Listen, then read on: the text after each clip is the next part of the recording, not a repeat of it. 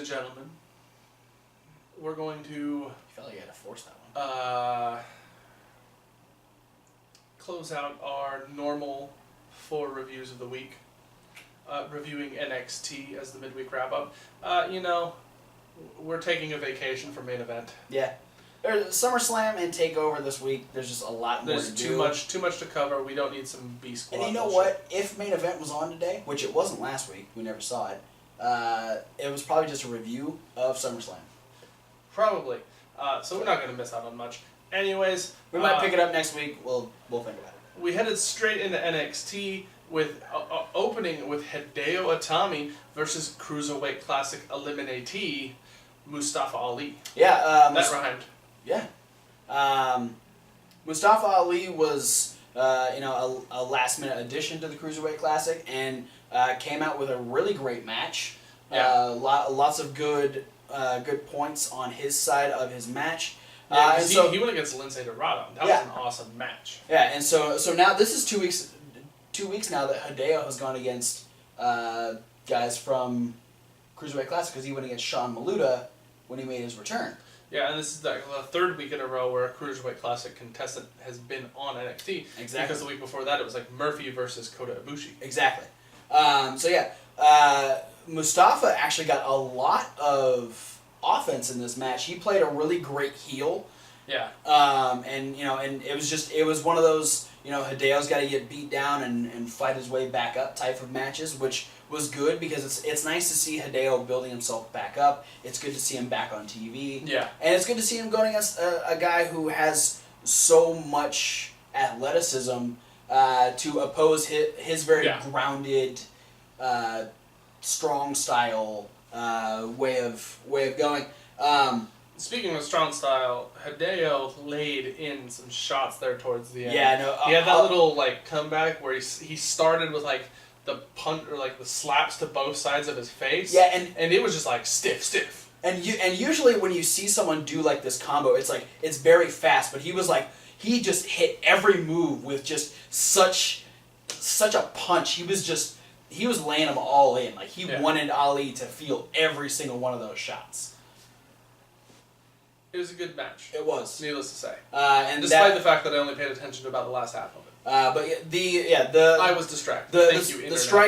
The strikes would end up knocking Ali down. He'd end up getting a big hesitation drop kick in the corner. He'd stand back up, get the shotgun knee, and Hideo Itami would pick up the win.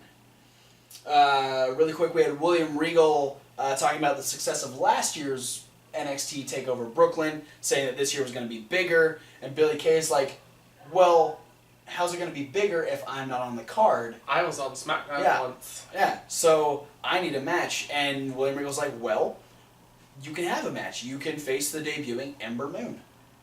So Billy Kay versus Ember Moon is officially on the NXT TakeOver card.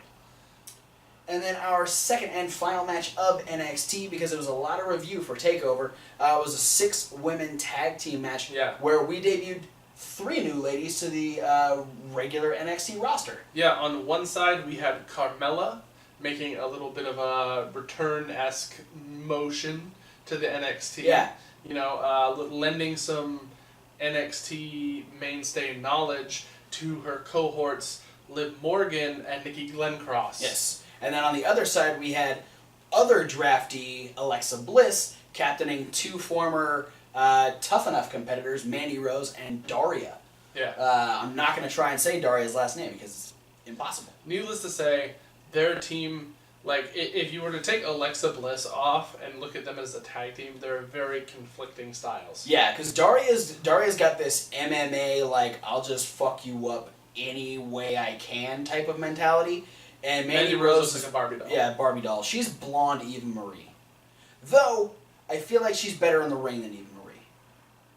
Potentially. This is the first time I've actually seen her wrestle other than when she was on Tough Enough, so I can't make a fair judgment. Needless to say, if you've been keeping up with SmackDown, we haven't seen Eva Marie wrestle in quite some time.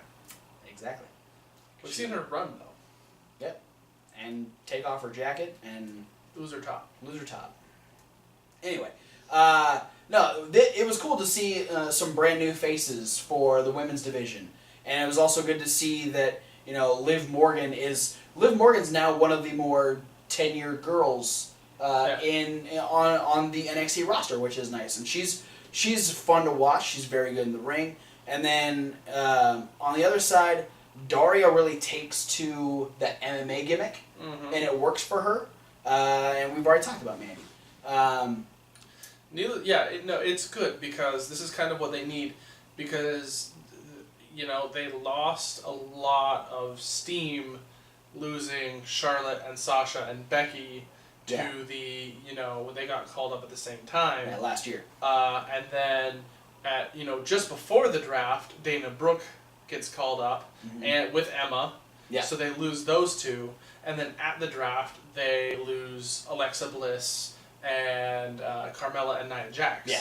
So a lot of the stronger talent... within a year's time. Yeah, the more defined talent has been taken from NXT, and now... It kind of blows my mind, within a year's time, that's 8 women being called up from NXT. Yeah.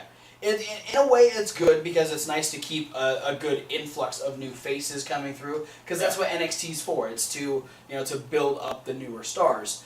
It'll be interesting to see how, especially with Bayley versus Asuka happening at TakeOver, it'll be interesting to see where those two ladies fit into the landscape with all of these new faces. Yeah, they're the vets. They're the veterans. Exactly. They're the ones to lend the experience. Yeah.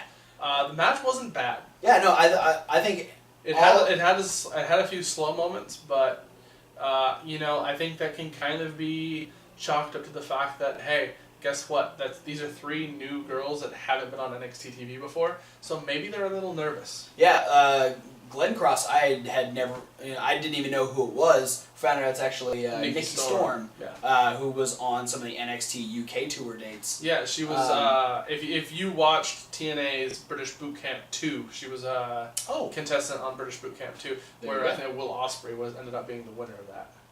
Or no, Mark Andrews. Andrews. Yeah, Andrews. But a decent women's six-person tag. Carmella, Liv Morgan, and Glenn Cross end up picking up the win after Mandy goes for a jackknife pin on Carmella, and as Carmella kicks out, she kicks out immediately into the Code of Silence, which was a fantastic transition. She gets Mandy to tap out, and so the face women get the win, and we've got some new talent on the roster. So and we end out the show with a little side-by-side interview, Byron Saxton interviewing Samoa Joe and Nakamura over their match upcoming in Brooklyn. And Regal was not taking any chances with this. He stood in the back with about 6 security guards and told Joe before it started, I want you to keep this professional, don't let this go to blows, because I want this to be as professional as possible. Yeah, it was pretty low-key. Sort of boring even. Just asking him a lot of questions like, are you excited about being on TakeOver? And Joe's like, oh yeah, I've been here for a year. This is kind of cool. Shinsuke is excited because he's getting to face the championship, and it's the first time he's headlining a TakeOver. Yeah. What I liked about it is it really showed the explosiveness of Joe. Yeah. And how easily Shinsuke can get under his skin. And that's what I appreciated from the interview itself. Yeah, the one thing that I think you're supposed to take away from this segment about Nakamura is that 1, he's really good at head games. Yes. And 2, it's very hard to rattle him. Yeah, he's saying that he said that calm is my style. Yeah, because a lot of people are questioning why he's so calm going into a match against Samoa Joe, and it's because he's very chill. Yeah, even when he's upset, he's calm. Yeah. But eventually he gets to the point where Joe is just fed up. He throws the stool that he's on, and the security guards have to hold him back. William Regal tells Shinsuke to leave, and it's just we leave with a very upset William Regal, a very enraged Joe, and a very proud of himself Shinsuke Nakamura. Needless to say, I think this main event at TakeOver is going to be very physical. It is definitely going to be. Speaking of NXT TakeOver, we're going to have to give you some predictions, because a lot of the times Takeover will happen on Wednesday, replacing the NXT episode. Usually when it's from Full Sail. And that's when we would normally give you the predictions on Saturday, or whatever. But you're getting them now because the prediction, or the Takeover, wow, I went for like 4 different words that weren't Takeover. I even almost said the Full Sail. Which that's not even going to be there. Takeover is this Saturday, so, as of right now, we're only a few days away. Yeah, no, it's I can't believe that we're already at Takeover and SummerSlam. Yeah, it blows my mind. So we're going to run through predictions of some of the matches. Well, not some, all of the matches. And let's start right off the bat with one of the more mysterious matches on the card, because we did find out that Billie Kay is going to go against Ember Moon. Indeed. Debuts are a thing that happens at a lot of takeovers. So this is not, not going anything against what normally happens at a takeover. This is actually one of 2 in-ring debuts. Yeah. One of 2 in-ring debuts at Takeover. But this one is one that's been a lot of people have been waiting for a long time. Yeah, because Athena's been at the Performance Center for quite some time. Yeah, I think she started late last year, and so we've been waiting for her to show up, and now we finally get this Ember Moon gimmick. I haven't seen a lot of Athena herself, so I'm very interested to see how this gimmick works. I really appreciate it, because a lot of the times the girl will get called up to the Performance Center, and then you see them get popped into random matches against Nia Jax or against Asuka. Yeah. To be fed to. And this is really the first time since Asuka or Nia Jax where you're getting a build-up for the debut of a female wrestler on NXT. So who do you think's going to win? I got to go with Ember Moon. I think, Billie Kay has gotten some great wins. She's established herself. She's got a very simple yet effective gimmick. And it's not going to hurt her to lose to someone that people have been waiting to see come up to the roster. Plus, it'll be a great way to not only debut Ember Moon, but keep Billie Kay on TV and start a storyline between the 2. Yeah. And this could eventually lead into who gets the next title shot. Yeah. What about Thomas? Thomas is also going for Ember Moon. Yeah. I'm actually leaning towards Billie Kay in this one. Really? But I'm going to go with Ember Moon anyways. Okay. Specifically because it's her debut. It only makes sense. I would feel my answer would be different had Ember Moon made an appearance prior. But the fact that she hasn't been on TV, you think that's what's gonna she's if, gonna show if up she was pulling get the win. If she was gonna pull a Bobby Roode and come out and do a promo or something, or come out and make an appearance or a stare down during Billie Kay's last match or whatever, I think it would go to Billie Kay, because I definitely think there's a good story in there as if Billie Kay would use some not so fresh tactics in order to win the match and spoil her debut. Alright. But just the fact that she hasn't made any appearances, and the only thing we've seen of her is like this much of her face. Yeah, we've seen her eyes and her Mortal Kombat outfit. Yeah, it's totally going Ember Moon. Yeah. Speaking of in-ring debuts, though, we've got Bobby Roode glorious taking on Andrade Cien Almas. Yeah, this is interesting because Andrade debuted at the last Takeover, had a few matches on TV, then kind of went away for a while, then had a couple more matches, and now is in this thing with Bobby Roode. Yeah, he's somebody who I'm not 100% sold on. I was initially, but then he kind of faded out. I was like, oh yeah, this is a guy. There was hype. He debuted, and then they just kind of like, okay, yeah, he's another dude. Yeah, I think it may have been the fact that when he debuted against Ty Dillinger just got extra popular. So there might have been like, oh shit, well now what do we do? Yeah, and I think there might be, I don't know, I'm trying to figure out if there's a reason Ty Dillinger hasn't been on TV recently, if he's injured, and that might be taking precedence into it, is if Ty Dillinger was injured while feuding with Andrade Almas, that would make the second guy Andrade's injured since getting called up to being on NXT full time. Yeah. Because he injured Elias Sampson prior to his debut. Yeah, who was originally supposed to be his debut match at Takeover. I'm just going to go straight up, like I said, Bobby Roode's going to take this one. Yeah, I think we're all going for Bobby Roode. He's going to be, it'll be good because people do like Andrade. He's not like the most over babyface on the roster, but he gets a good reaction. People like watching him. So it'll be good to see Bobby Roode pull out a very heel tactic and pick up this win. Yeah, it's going to be fun, I think. That's going to be one of like the big personality matches. Absolutely. Let's move to the tag team division. This is the match that he is most excited for this Saturday. This might be the one that I'm definitely the most excited for on Saturday. We're going to have Tommaso Ciampa and Johnny Gargano, Team Gargampa, facing the Revival, the two-time NXT Tag Team Champions, for the belts. Yes. It's a match that Gargano and Ciampa have been waiting for a long time, since the first time they beat the Revival, which I think has been about 3 months ago now. Yeah.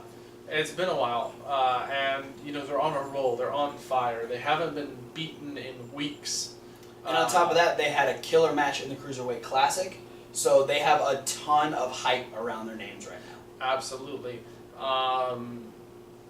I'll start with Thomas. He is going with the Revival. What about you? I'm going with the Revival. I really wanted you to go first because the way you think about this, I'm very intrigued. I'm torn because I've been a big fan of Johnny Gargano and Tommaso Ciampa for a long time. Yeah. Prior to them coming into NXT. But the Revival are your The boys. Revival are my favorite NXT tag team, though. Yeah. They are, I went to Takeover, and, when everyone was buying Finn Balor shirts and Nakamura shirts and Samoa Joe shirts, I bought the Revival shirt. This is one This is going to be the first time we're disagreeing. I'm going with Gargano and Ciampa. For me, I'm not upset at whoever wins this match because the fact that the Revival are the two-time NXT Tag Team Champions, that is something that they can run with for a while. And I would love to see them continue to be the top tag team, but I do enjoy Tommaso Ciampa and Johnny Gargano so much that if they do get that big win where we can get that huge reaction from the Brooklyn crowd, I'm totally down to see that too. So either way, I'm not going to be upset how this match goes. I just think I think this could be just a catalyst to get them a little bit more over, and potentially end up getting the Revival to get the titles back from them again. Mm-hmm. I feel like the Revival is going to be a go-to team for NXT for a long time. They have to be. There doesn't need to be any more tag team call-ups right now. We have a ton of tag teams on the main roster. Yeah, and the big thing right now is like the only other real established heel team on NXT is the Authors of Pain. Yeah. And there's really not a good spot for them in the title picture right now. No, they just started their thing last week with TM61. Yeah, and they just haven't been established at all. Yeah, no. We know that they're there. We know they're big. They're scary. And they have Paul Ellering. They have not much has been said, and whatnot. But yeah, I'm going Gargano and Ciampa just because maybe I'm slightly more aligned with. Allegiance is not a word. That's not a word. Aligned with Johnny Gargano, just because I've been, huge on Johnny Gargano since 2010. Yeah. I totally understand, and I'm cool with whomever wins the match. All right, back to non-title action though, because we're gonna have the greatest man who ever lived, Austin Aries, a man who, by his own right, is a little glorious. A little bit. What if they form a team called the Glorious Bastards? Please. Oh my God, I'm so okay with that. He's going to face a man who he's upset quite a bit in recent weeks. Yeah. The usually happy-go-lucky No Way Jose, but I feel like No Way Jose is not going to be quite as happy-go-lucky this go around. He's turning this fiesta into a fight because Austin Aries pissed him off. Yeah. Cartwheeled away from him over the barricade. In grand Austin Aries fashion. Yes. You go first this time. But yeah, I'm going with Aries. You think so? Yeah. Think he's finally gonna get his takeover win? Yeah. Yeah, me too. What about Thomas? Yeah, Thomas too. Alright, so far we've only disagreed once. It's one of those things like it would make sense to have Jose win just because of the way that Austin Aries has treated him, but Austin Aries needs a takeover win, at least one. Like he's lost the last 3, except for 2. Yeah, because he did he beat Baron Corbin? Oh yeah, he did. Okay, yeah, okay. Nah, he's a heel now. He's got to win something here. Yeah. So I'm gonna go with Aries. You know, finally give him a little bit of finally give him a little bit of some traction that he can take in a feud. Now, if my calculations are correct, we only have 2 matches left to talk about. Yes, the big ones. The Women's Championship, the rematch, a few months in the making. Asuka defending the title against Bayley. You know, Bayley was supposed to be the #1 contender at the last takeover. Couldn't do it because she couldn't get cleared because she sprained her knee or whatever happened. Something to she had a leg injury. And this is going to be kind of super intense. Yeah. I feel like this one's going to be a lot more over the top than the last one was. I feel like this one's going to almost mirror the physicality that will be Joe versus Nakamura. Yeah, one thing too is I felt like their first match at 2 takeovers ago was very reserved. Yes. And I think it's because they knew that they didn't want to go for broke because they knew they were going to have the rematch. Right. And this is where they're going to really start letting the fireworks fly. Absolutely. Where's Thomas' head at?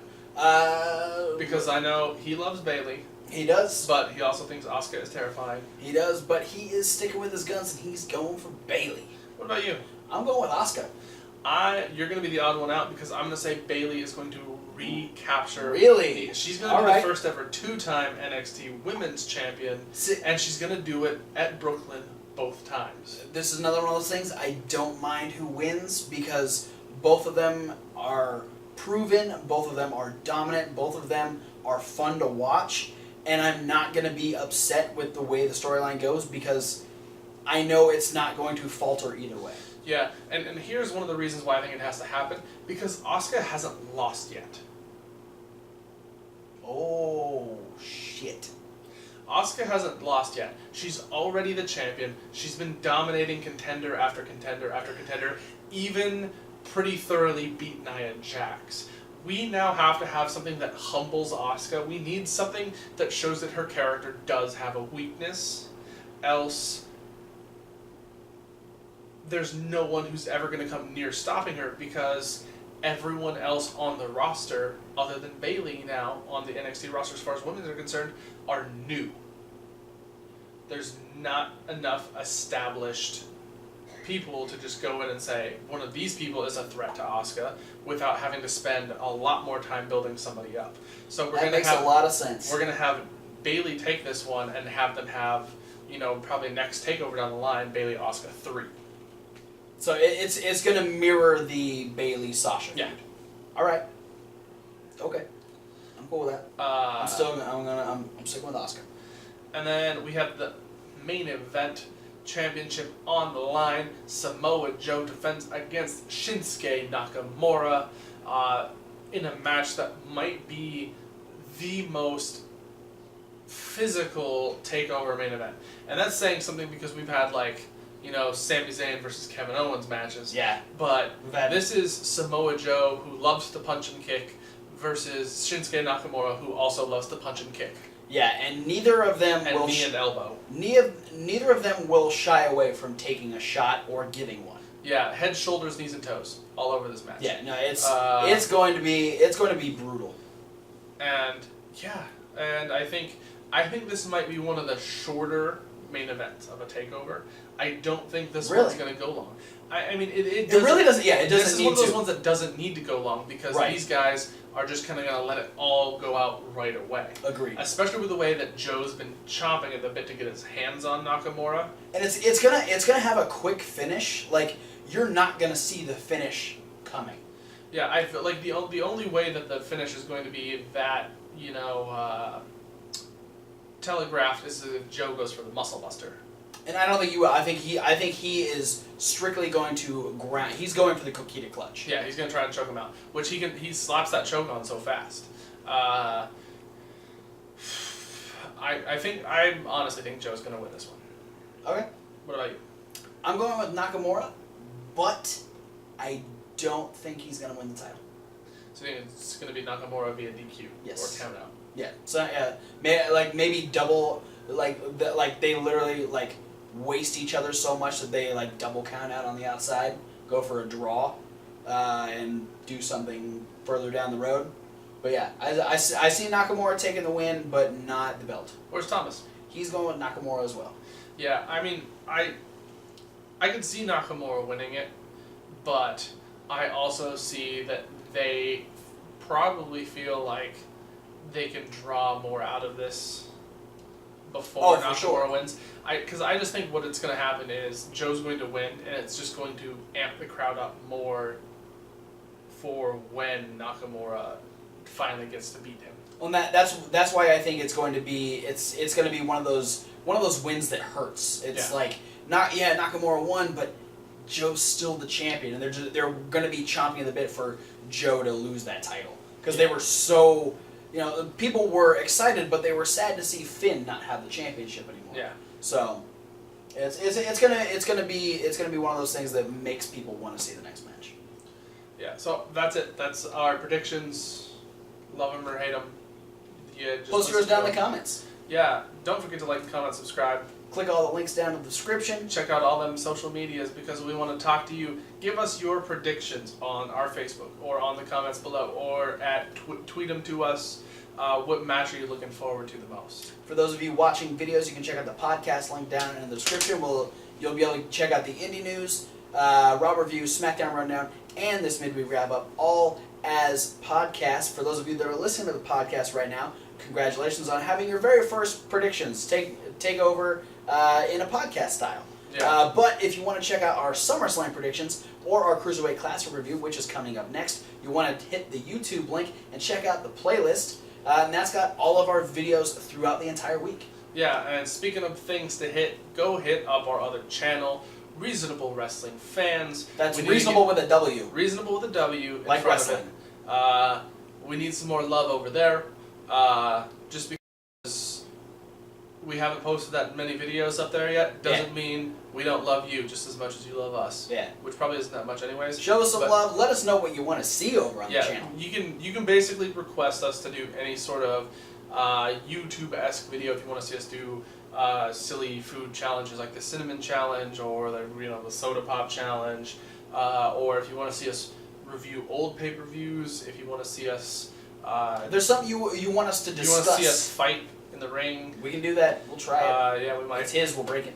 On his table though. So God, we're gonna leave it there. Yep. Shit. We're gonna balance.